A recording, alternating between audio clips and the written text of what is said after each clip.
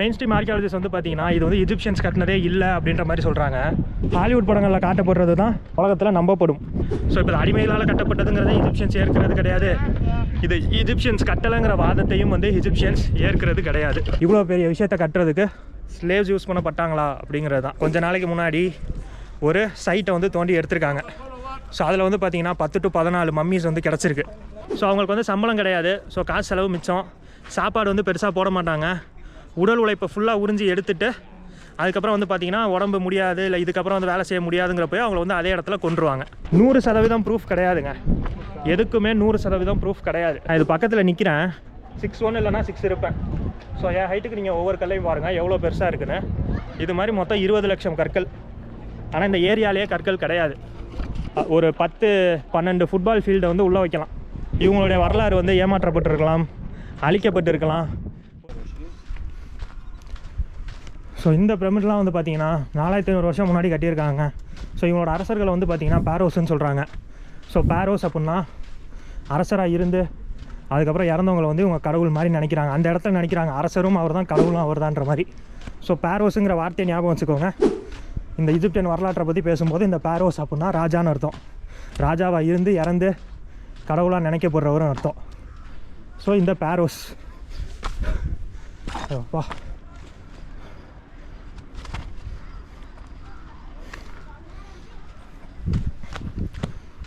So 4500 வருஷத்துக்கு முன்னாடி 4வது தலைமுறை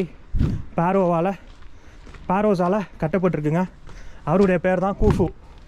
ஸோ அந்த கூஃபுங்கிறவர் தான் வந்து பார்த்திங்கன்னா இந்த பிரமிடை வந்து கட்டணும்னு சொல்லி ஆர்வம் தெரிவிச்சிருக்காரு. சரி, அப்போ அதுக்கு முன்னாடி அவங்களாம் என்ன பண்ணிகிட்டு இருந்தாங்க? முதல் ராஜவம்சம் வந்தது 2900 அப்படின்னா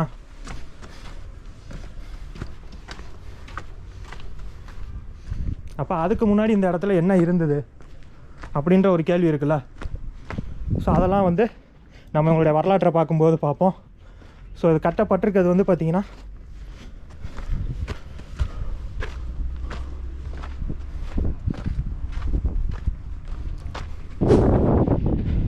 ரொம்ப பிரம்மாண்டமானு கேட்டால் பெருசாக இருக்குது, அவ்வளோதான். அந்த ஆஹா ஓஹோ பிரம்மாண்டம்லாம் ஃபீல் ஆகலை. ஆனால் வர எல்லாரும் ஆஹா ஓஹோன்னு தான் சொல்கிறாங்க. மேபி இது எதுக்காக கட்டியிருந்தாங்க, இதுக்கு பின்னாடி இருக்க மிஸ்ட்ரி தான் ஹைலைட்டுன்னு வச்சுக்கோங்களேன். மெயின் ஸ்ட்ரீம் ஆர்கியாலஜிஸ்ட் இருக்காங்கல்ல. ஸோ மெயின் ஸ்ட்ரீம் ஆர்கியாலஜிஸ்ட் வந்து பார்த்திங்கன்னா இது வந்து எஜிப்ஷியன்ஸ் கட்டினதே இல்லை அப்படின்ற மாதிரி சொல்கிறாங்க. அதே மாதிரி ஏன்ஷியண்ட்டாக இந்த ஏன்ஷியன்ட் ரைட்டர்ஸ் எல்லாம் இருக்காங்களா, எழுதி வைக்கிறவங்க, அவங்க வந்து பார்த்திங்கன்னா இது அடிமைகளால் கட்டப்பட்டதுன்றாங்க. ஸோ இப்போ அடிமைகளால் கட்டப்பட்டதுங்கிறத எஜிப்ஷியன்ஸ் ஏற்கிறது கிடையாது. இது எஜிப்ஷியன்ஸ் கட்டலைங்கிற வாதத்தையும் வந்து எஜிப்ஷியன்ஸ் ஏற்கிறது கிடையாது. கான்ட்ரடிக்ஷன் என்னென்னா, ஹாலிவுட் படங்களில் காட்டப்படுறது தான் உலகத்தில் நம்பப்படும். ஓ இப்படி தான் இருக்கா அப்படின்னு. ஸோ அவங்கள பொறுத்த வரைக்கும் இது அடிமைகளால் கட்டப்பட்டது. ஆனால் இவங்களுடைய வரலாற்றை பொறுத்த வரைக்கும் இது வந்து அடிமைகளால் கட்டப்பட்டது கிடையாது, விருப்பப்பட்டு கட்டியிருக்காங்க ஆட்கள் அப்படின்னு சொல்கிறாங்க. ஓகேவா? ஃபஸ்ட்டு கேள்வி, இவ்வளோ பெரிய விஷயத்தை கட்டுறதுக்கு ஸ்லேவ்ஸ் யூஸ் பண்ணப்பட்டாங்களா அப்படிங்கிறது தான். இங்கே கீசாக்கு பக்கத்தில் வந்து பார்த்திங்கன்னா கொஞ்ச நாளைக்கு முன்னாடி ஒரு சைட்டை வந்து தோண்டி எடுத்திருக்காங்க. ஸோ அதில் வந்து பார்த்திங்கன்னா 10 to 14 மம்மிஸ் வந்து கிடச்சிருக்கு. அந்த 10 to 14 மம்மிஸும் வந்து பார்த்திங்கன்னா இங்கே வேலை பார்த்தவங்களோடது அப்படின்ற மாதிரியான ஒரு முடிவுக்கு வராங்க. இங்கே வேலை பார்த்தா ஒர்க்கர்ஸோடது அப்படின்னு சொல்லிட்டு. ஓகேவா? அந்த 10-14 மம்மிஸும் வந்து பார்த்திங்கன்னா இவங்க வந்து இந்த ஆஃப்டர் லைஃப் மேலே நம்பிக்கை கொண்டவங்க. அதாவது இறந்ததுக்கப்புறம் மறுவாழ்வு மறுஜென்மம் மேலே.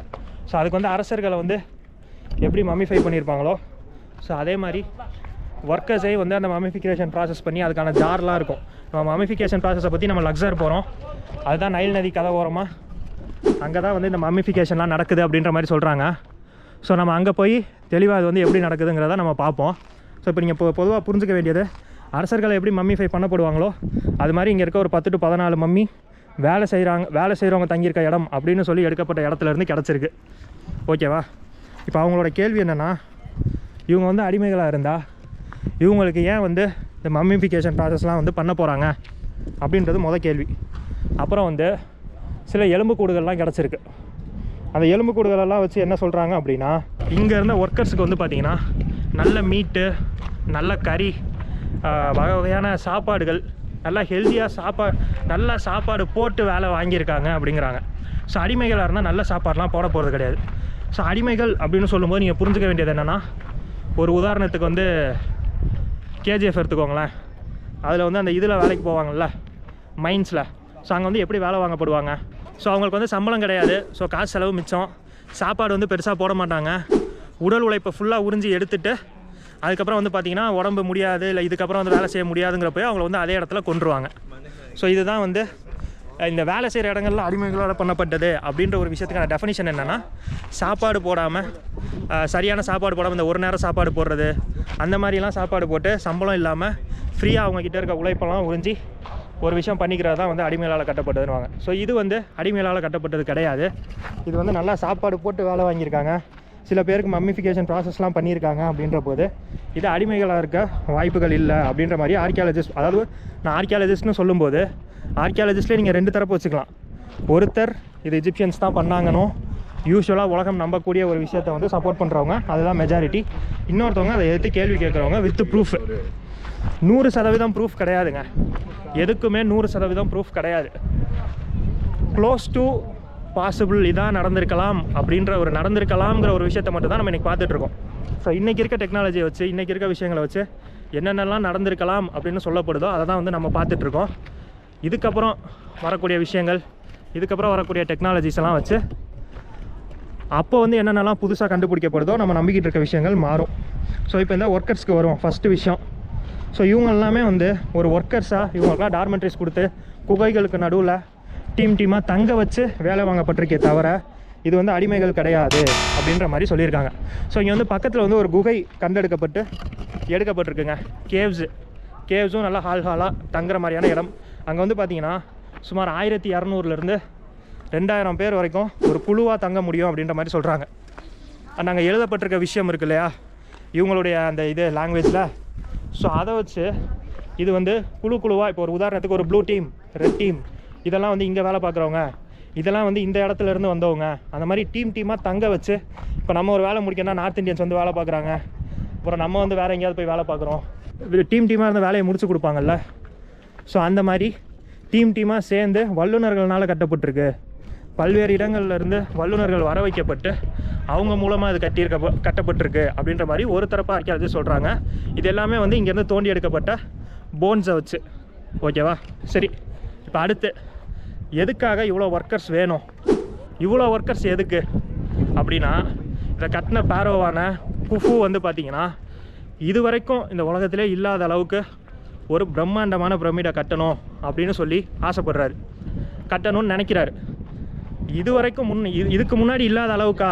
அப்போ இதுக்கு முன்னாடி இருந்துச்சா அப்படின்னு கேட்டிங்கன்னா நிறைய இடங்களில் இருந்திருக்கு. இந்த ஆஸ்திரேலியா நியூசிலாந்து சைட் இருந்திருக்கு, இந்தோனேஷியா சைட் இருந்திருக்கு, மெக்சிகோ மாயன்ஸ் இருந்திருக்கு. இங்கேயே வந்து இந்த சூடான் பகுதியில் தான் உலகத்திலே அதிகமாக பிரமிச்சிருக்கக்கூடிய இடம் ஈஜிப்ட்டுன்னு நம்ம நினச்சிட்டு இருந்தோம்னா தப்பு. சூடானில் தான் இருக்குது. ஸோ ஈஜிப்டில் வந்து ஒரு 140க்கும் மேற்பட்ட பிரமிட்ஸ் இருக்குது.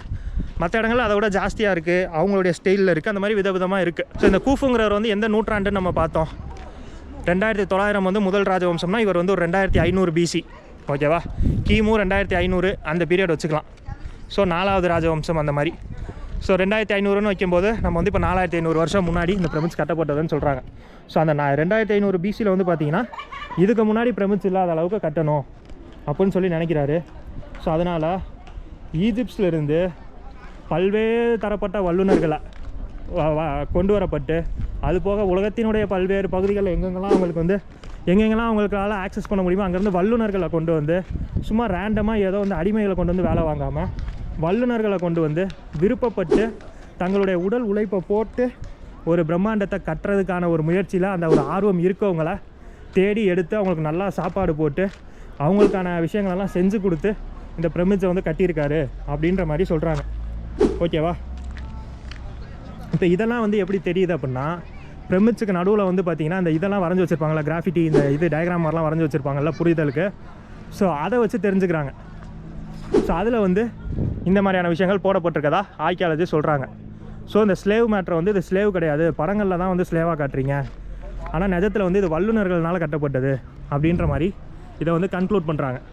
பிரமிட்ஸ் வந்து பார்த்திங்கன்னா இதுக்கு முன்னாடி மெக்சிகோவில் இருந்திருக்கு, இந்தோனேஷியாவில் இருந்திருக்கு, ஈஸ்டர் ஐலாண்டுன்னு சொல்லிட்டு அங்கே இருந்திருக்கு, கம்போடியாவில் இருந்திருக்கு. நம்ம அந்த அங்கோர் வாட் நம்மளுடைய இது நம்ம தமிழ் அரசர் கட்டின அங்கோர் வாட்டாக இருக்கட்டும், இந்த மாதிரி பல விஷயங்கள் வந்து இருந்திருக்கு. ஆஸ்திரேலியாவில் சில ஸ்ட்ரக்சர்ஸ் வந்து பிரமிட்ஸை ரிசம்பிள் பண்ணியிருக்கு. ஸோ இதுக்கு முன்னாடியே இவர் இந்த பிரமிட் கட்டுறதுக்கு முன்னாடியே வந்து பார்த்திங்கன்னா உலகத்தில் பல்வேறுபட்ட பிரமிட்ஸ் வந்து இருந்திருக்கு. ஸோ இவர் வந்து பிரமிட்டை கட்டின முதல் நபரெல்லாம் கிடையாது இந்த பிரம்மை. அதை விட இதை வந்து கொஞ்சம் பிரம்மாண்டமாக உலகம் வியக்கிற மாதிரி கட்டியிருக்காரு. ஸோ அவ்வளோதான். ஸோ சும்மா நீங்கள் வந்து நான் இது பக்கத்தில் நிற்கிறேன், என் ஹைட் எங்கே இருக்குதுன்னு பாருங்கள். இப்போ இது வந்து ஒரு கல், இந்த மாதிரி ஒவ்வொரு கல்லும் நான் வந்து ஆல்மோஸ்ட் ஒரு 6 இல்லை 6'1" இருப்பேன்னு நினைக்கிறேன். 6'1" இல்லைனா 6 இருப்பேன். ஸோ என் ஹைட்டுக்கு நீங்கள் ஒவ்வொரு கல்லையும் பாருங்கள் எவ்வளோ பெருசாக இருக்குன்னு. இது மாதிரி மொத்தம் 20 லட்சம் கற்கள். ஆனால் இந்த ஏரியாலேயே கற்கள் கிடையாது. ஓகேவா? ஸோ இப்போ இதை கட்டின ஆட்களை பற்றி பார்த்தோம். இப்போ அடுத்த மெட்டீரியல்ஸுக்கு வருவோம். மெட்டீரியல் வந்து பார்த்திங்கன்னா சுமார் 2 லட்சம் லைம்ஸ்டோன் பிளாக் இருக்குது, அதாவது சுண்ணாம்பு கற்கள். ஸோ கிட்டத்தட்ட 20 லட்சம் சுண்ணாம்பு கற்களால் கட்டியிருக்காங்க இந்த எக்ஸ்டீரியரை. மொத்தமாக இதோட வெயிட்டுங்கிறது வந்து பார்த்திங்கன்னா மொத்தம் 5 மில்லியன் டன்ஸாங்க. 5 மில்லியன்னா சுமார் 50 லட்சம் டன். ஓகேவா? இந்த ஏரியா வந்து கிட்டத்தட்ட ஒரு 920 மீட்டர் ஸ்கொயருன்றாங்க. 1 கிலோமீட்டர் ஸ்கொயர், ஒரு 10-12 ஃபுட்பால் ஃபீல்டை வந்து உள்ளே வைக்கலாம். ஸோ அந்த அளவுக்கு பெருசு இந்த பரப்பளவு. ஓகேவா? அதே மாதிரி இதோட இன்டீரியர் இருக்குது பார்த்தீங்களா, அதிலெல்லாம் வந்து ரெட் கிரானைட் யூஸ் பண்ணியிருக்காங்க. Red granito rose granito, so அந்த மாதிரி ஒரு கிரானைட் யூஸ் பண்ணியிருக்காங்க. அந்த கிரானைட் வந்து பார்த்திங்கன்னா இங்கேருந்து டவுன் சவுத் இருக்கக்கூடிய ஆஸ்வான் அப்படின்ற ஒரு ஊரில் இருந்து பார்த்திங்கன்னா கொண்டு வரப்பட்டிருக்கு. நம்ம அந்த ஊருக்கும் போக போகிறோம். ஸோ இப்போ வந்து இதில் கேள்விப்படுற எல்லா விதமான ஊர்களுமே நம்ம மோஸ்ட்லி வந்து போக போகிறோம். ஸோ அந்த ஆஸ்வான் அப்படின்ற ஒரு ஊர்லேருந்து எடுத்துகிட்டு வந்திருக்காங்க. ஓகேவா? அது வந்து கிரானைட். ஸோ சுண்ணாம்பு கற்கள் ஒரு 20 லட்சம், ஒரு 5 லட்சம் டன் இடை, இது 50 லட்சம் டன் இடை. அது போக உள்ளே வைக்க வேண்டிய கிரானைட் எல்லாம் இந்த ஆஸ்வான் குவாரியிலேருந்து எடுத்துகிட்டு வந்திருக்காங்க. ஸோ அதுக்கப்புறம் வந்து பார்த்திங்கன்னா இதோடைய டாப் வியூ இருக்குது பார்த்தீங்களா, அந்த டாப் வியூ மட்டுமே ஒரு 5-6 ஃபுட்பால் ஃபீல்டை வச்சா எவ்வளோ பெருசு இருக்குமோ அந்தளவுக்கு அந்த டாப்பினுடைய அந்த ஸ்கொயர் மட்டுமே இருக்குமா. ஸோ அது மேலே வந்து பார்த்திங்கன்னா அந்த டூம்பை வந்து வச்சுருக்காங்க. ஸோ ஒவ்வொரு கிரானைட் கற்களுமே வந்து பார்த்திங்கன்னா சுமார் 12லேருந்து 70 டன் வரைக்கும் எடை இருக்கும் அப்படின்ற மாதிரி சொல்கிறாங்க. அதே மாதிரி இந்த கிரானைட் வந்து ஆஸ்வான் குவாரின்னு சொன்னேன் இல்லையா, அது வந்து இங்கே சுமார் 800 கிலோமீட்டர் தள்ளி இருக்குது, அதாவது 500 மைல். ஸோ 500 மைல் தள்ளி அங்கேருந்து கொண்டு வந்து இதை வந்து கட்டியிருக்காங்க, இங்கே வந்து எடுத்துகிட்டு வந்திருக்காங்க. ஸோ இப்போ இதுக்கான டிரான்ஸ்போர்ட் வந்து எப்படி இருந்திருக்கும் சும்மா கெஸ் பண்ணுங்களேன். இவங்கக்கிட்ட நைல் நதி இருக்குது. ஓகேவா? மோஸ்ட் லைக்லி அவங்க எடுத்துகிட்டு வந்திருக்க விதம்னு வந்து பார்த்திங்கன்னா நீர் வழியாக, அதாவது ரிவர் மூலமாக. போட் வந்து இவங்களுக்கு ரொம்ப முக்கியமான ஒரு விஷயங்க. ஷிப்பு இவங்க வரலாற்றுலேயே ரொம்ப முக்கியமான விஷயங்கள். வெரைட்டியாக ஷிப்ஸ் வச்சுருப்பாங்க. அண்ட் இவங்களோட இந்த ஆஃப்டர் லைஃப் இருக்குது பார்த்திங்கன்னா, அதில் மம்மிஃபிகேஷன் பண்ணும்போதும் வந்து பார்த்திங்கன்னா அவங்களுக்கு வந்து போட் வந்து ஒரு இம்பார்ட்டன்ட் பார்ட். ஸோ அந்த ஷிப்பெல்லாம் வச்சு தான் வெரைட்டியாக ஷிப்பெல்லாம் வச்சு தான் வந்து அரசர்களை வந்து மம்மிஃபை பண்ணுவாங்க. ஏன்னா அவங்க வந்து அந்த இது சொன்ன இல்லையா, லக்ஸரில் தான் வந்து மம்மிஃபை பண்ணுறதா சொன்னேன் இல்லையா அந்த அரசர்களை. ஸோ அங்கேருந்து இவங்க வந்து அந்த மம்மிஃபிகேஷன் ப்ராசஸில், ஆஃப்டர் லைஃப் ப்ராசஸில் இவங்களுக்கு ட்ராவல் பண்ணுறதுக்கு ஒரு மீடியம் ஆஃப் டிரான்ஸ்போர்ட் வேணுமா. ஸோ அது வந்து கப்பலில் தான் வந்து இவங்களோட சோல் வந்து ட்ராவல் பண்ணோம் அப்படின்னு சொல்லி இவங்க நம்புகிறாங்க. ஸோ கப்பல் வந்து இவங்களுக்கு முக்கியமான பங்கு. ஸோ அப்படின்னு இதை வச்சு பார்க்கும்போது என்ன சொல்கிறாங்கன்னா, கப்பல் மூலமாக நைல் நதி, லக்ஸர் இல்லையா, அந்த கடல் ஓரத்தில் தான் வந்து அங்கேருந்து தான் அந்த லக்ஸர் ஆஸ்வான் பகுதி எல்லாமே வந்து இந்த நைல் நதி பாயுது. ஸோ அந்த நைல் நதியிலேருந்து கப்பல் மூலமாக இந்த கற்களை வந்து ஒன்று ஒன்றா ஏற்றி இங்கே நெருங்கிய பகுதி எது வரைக்கும் கொண்டு வர முடியுமோ அது வரைக்கும் கொண்டு வந்து அதுக்கப்புறம் அதை எப்படி நிலத்துக்கு எடுத்துகிட்டு வருமோ அப்படி நிலத்துக்கு எடுத்துகிட்டு வந்துடுவாங்க அப்படின்றாங்க.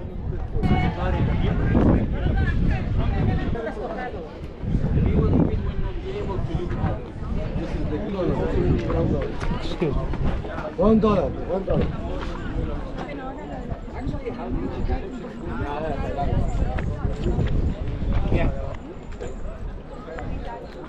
ஸோ இதுக்கு எடுத்துக்கிட்ட டைம் அப்படிங்கிறது வந்து பார்த்திங்கன்னா, இந்த ஒரு பிரமிடை கட்டுறதுக்கு 20 வருஷங்கள் எடுத்துக்கிட்டதா ஏன்ஷியன்ட் ரைட்டிங்ஸ் வந்து சொல்லுது. ஆனால் பல பேர் வந்து 20 வருஷத்தில் அதை முடிச்சிருக்க முடியாது, இது வந்து பெரிய நாட்கள் எடுத்துருக்கக்கூடிய ஒரு விஷயம் அப்படின்ற மாதிரி மாடர்ன் டேயில் சொல்கிறவங்களும் இருக்காங்க. ஆனால் இவங்க வந்து அஃபீஷியலாக 20 தான் வந்து கிளைம் பண்ணுறாங்க, 20 வருஷம். இதை வந்து இப்போ ஒப்பிடணும்னு வந்து பார்த்தா, ஒரு உதாரணத்துக்கு சொல்கிறேன், அபு சிம்பல்னு சொல்லிட்டு இவங்களுக்கு வந்து ஒரு கோயில் இருக்குது, ரொம்ப ரொம்ப ஹோலி பிளேஸ் மாதிரி. ஸோ அந்த அபு சிம்பல் வந்து பார்த்திங்கன்னா நம்ம வந்து போக போகிறோம், அது போகிறப்ப நம்ம பார்ப்போம். அங்கே வந்து அவங்களுக்கு அந்த ஆஸ்வான்ற பகுதியிலேருந்து தான் அபு சிம்பல் போக போகிறோம். அந்த ஆஸ்வான்ற பகுதியில் வந்து பார்த்திங்கன்னா இவங்க வந்து டேம் கட்டியிருக்காங்க. ஓகேவா? அந்த டேம்னால சில ப்ராப்ளம்ஸ் ஏற்படுது, நீர்வரப்பு ஏறுது, அந்த ஆஸ்வான்ங்கிற டெம்பிள் வந்து இவங்களுக்கு அழிஞ்சிருங்கிறக்காக அந்த ஆஸ்வான் டெம்பிளை வந்து இவங்க வந்து இடம்பெயர்க்கணும் ஒவ்வொரு கல்லாக எடுத்து. ஸோ இது வந்து 1960. ஸோ 1960களில் இந்த மாதிரி இந்த கோயிலை இடம்பெயர்க்கணுங்கிறதுக்காக இவங்க வந்து சுமார் 5 வருஷம் ஒவ்வொரு கல்லாக நவர்த்தி மொத்தமாக 2500 கற்கள் 2500 கற்களை 5 வருஷத்தில் நகர்த்தி வச்சுருக்காங்க. விச் மீன்ஸ் அவங்க வந்து வெறும் 10,000 கற்களை நகர்த்துறதுக்கு அவங்களுக்கு வந்து 12 வருஷம் ஆகும். ஆனால் இவங்க எத்தனை கற்களை நகர்த்திருக்காங்க? 20 லட்சம் கற்கள். ஸோ 10,000 கற்களுக்கு 12 வருஷம் ஆகும்னா, அதாவது 1960களில் இவங்க வந்து 2500 அந்த பிசியில் கிமு 2500 வந்து பார்த்திங்கன்னா 20 வருஷத்தில் 20 லட்சம் கற்களை வந்து வச்சு கட்டியிருக்காங்க அப்படின்றது ஒரு பெரிய ஆச்சரியமான விஷயம். அண்ட் இதில் நோட் பண்ண வேண்டியது, இப்போ இருக்கக்கூடிய எந்த விதமான எக்யூப்மெண்ட்ஸோ இல்லை எந்த மாதிரியான விஷயங்களுமே கிடையாது. ஸோ மூச்சு வாங்குது. இது நல்லா இருந்தால் நான் இப்போ பேசுனதை வச்சுக்கிறேன். மூச்சு வாங்கி நல்லா இல்லைன்னா கமெண்ட் செக்ஷனில் சொல்லுங்கள், நான் வாய்ஸ் ஓவரில் மாற்றிடுறேன். ஸோ இப்போ இந்த ஆஸ்வான் குவாரியில் வந்து பார்த்திங்கன்னா ஒரு முடிக்கப்படாத ஒரு ஆப்லிஸ்க்குன்னு சொல்கிறாங்க. அதாவது நம்ம ஊரில் இந்த பில்லர்ஸ் எல்லாம் இருக்கு இல்லையா, பெரிய பெரிய பில்லர்ஸ், அது மாதிரி நல்லா ரெக்டாங்கிளாக இருக்கும். மேலே கூம்பு மட்டும் வந்து பார்த்திங்கன்னா ஒரு பிரமிட் மாதிரி ஒரு வடிவில் வந்து முடிஞ்சிருக்கும். அது பேர் ஆப்லிஸ்க்குன்னு வாங்க, ஃபோட்டோவில் பாருங்கள். ஸோ இது வந்து ஒரு இன்னும் முழுசாக முடிக்கப்படாத ஒரு ஆப்லிஸ்க் வந்து ஒன்று இருக்குங்க. ஸோ அது வந்து பார்த்திங்கன்னா சுமார் 1200 டன் எடை கொண்டதுன்றாங்க. இது வரைக்கும் வரலாற்றில் ஒரு இடத்துலேருந்து இன்னொரு இடத்துக்கோ அந்த மாதிரி மூவ் செய்யப்பட்ட ஆப்ஜெக்ட்ஸில் இதுதான் வந்து பெருசு. 1200 டன் எடை கொண்ட ஒரு ஆப்ஜெக்டை நிமித்தி வைக்கிறது, ஓகேவா? தரையோட படுக்க வச்சு அதை வந்து செஞ்சு அப்படியே நிமித்தி வைப்பாங்க, ஓகேவா? ஸோ அது வந்து ஆஸ்வானில் இருக்குது, நம்ம பார்க்க முடிஞ்சால் பார்ப்போம்.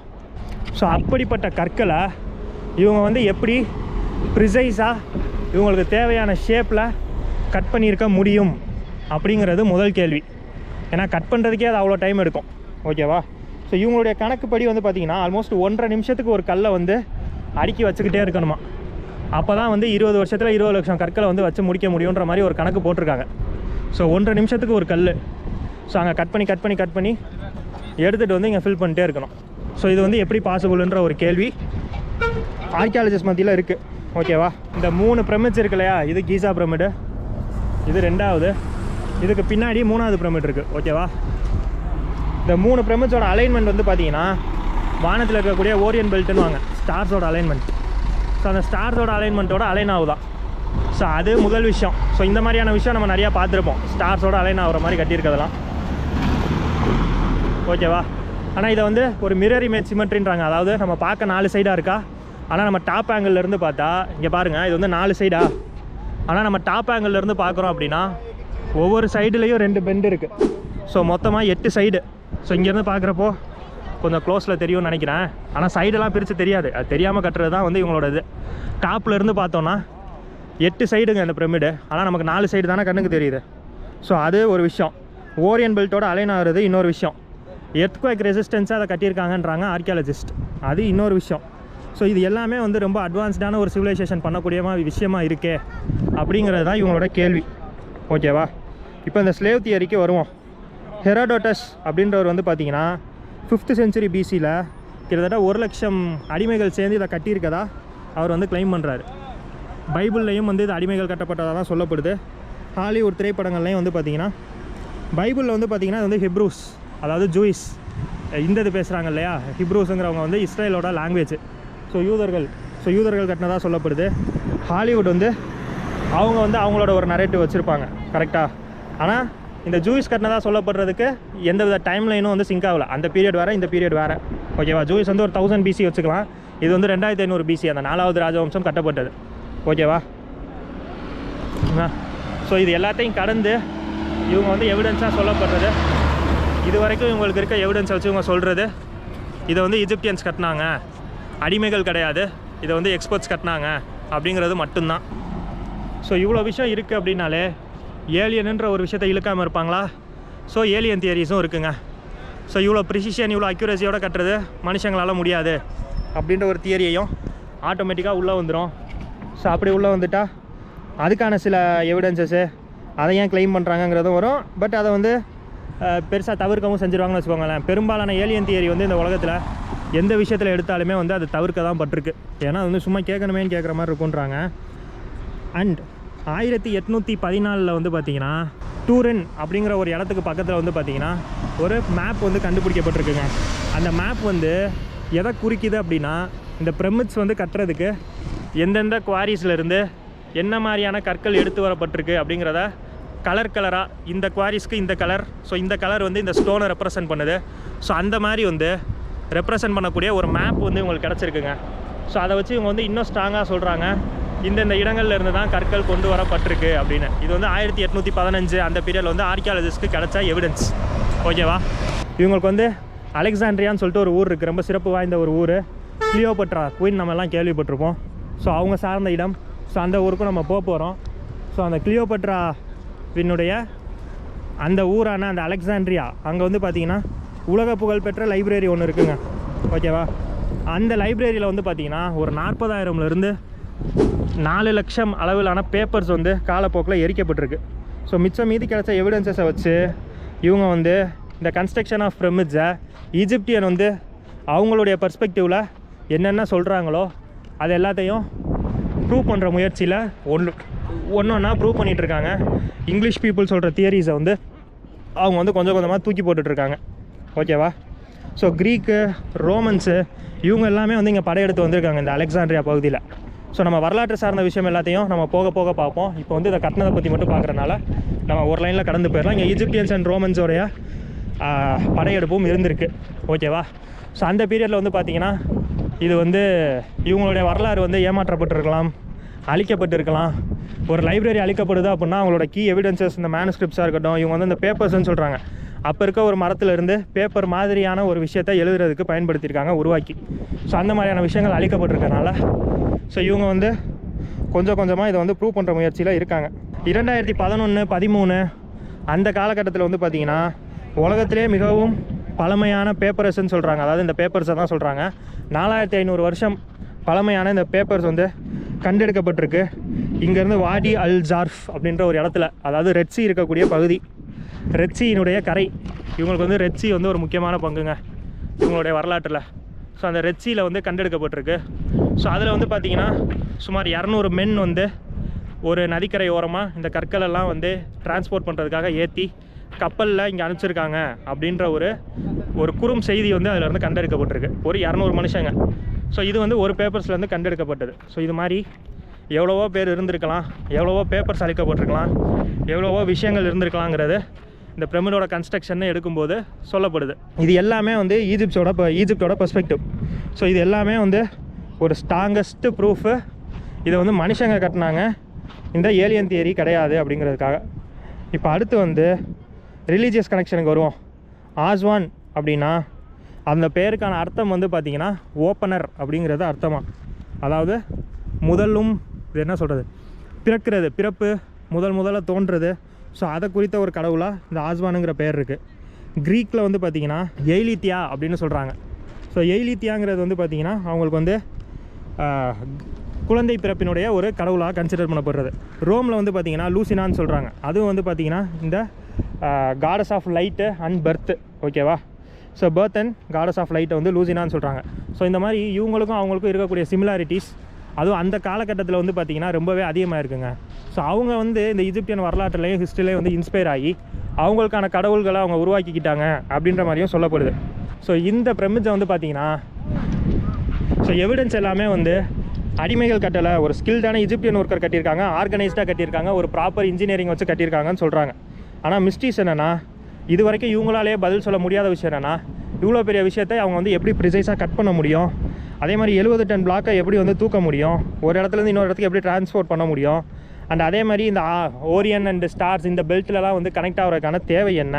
ஸோ இந்த மாதிரியான விஷயங்கள் எல்லாமே வந்து கேள்வியாக இருக்குது. அண்ட் அலெக்சாண்ட்ரியாங்கிற லைப்ரரி அழிக்கப்பட்டதுனால இதெல்லாம் அழிஞ்சு போயிருக்கலாம் அப்படின்னும் சொல்லப்படுது.